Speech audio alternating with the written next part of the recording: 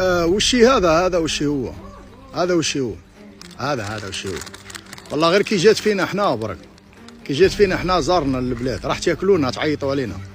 انا من هذا المنبر نادي الرئيس عبد المجيد تبون، خرجنا من قوقعه النفاق، قوقعه العرب. والله احنا امازيغيين، رجعنا الامازيغيه النوميديه، فهمتني؟ احنا امازيغيين نقعدوا امازيغيين، الحمد لله لك يا ربي مسلمين، بس في الاصل امازيغيين، وعمرنا لا ننكروا الاصل تاعنا من شمال افريقيا، وافريقيين وامازيغيين ونوميديين، وماناش عرب احنا باش نفهمك.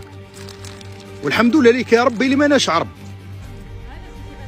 حسبنا الله ونعم الوكيل فيكم، النفاق ماشي في دمكم. والله تجوا تداووا، على كي تمرضوا تجوا تداووا عندهم هنا، على كي تمرضوا تجوا تداووا عندهم وتجوا للسبيطارات وما تداووش في بلادكم. والله نتوما تستقبلوهم وتداووا ويجوا عندكم وتروحوا عندهم وتتعاملوا معاهم وكيعطنا احنا في الجزائر. لهذا الرساله تاعي للحكومه الجزائريه، خرجونا من هذه القوقعه اللي رانا عايشين فيها. احنا بلاد السلم والسلام مع كل العالم، اللي يجي من العالم مرحبا به، اي انسان في العالم يجينا مرحبا به. الجزائر مفتوحه للجميع. حوسوا يخلونا روطار بهذا الكلام تاعهم، والانتقادات اللي راكم تنتقدوا فيها في الفيديوهات اللي راكم تحطوا فيهم على الجزائر. حسبنا الله ونعم الوكيل فيكم يا حسادة، هذا حزد يسموه.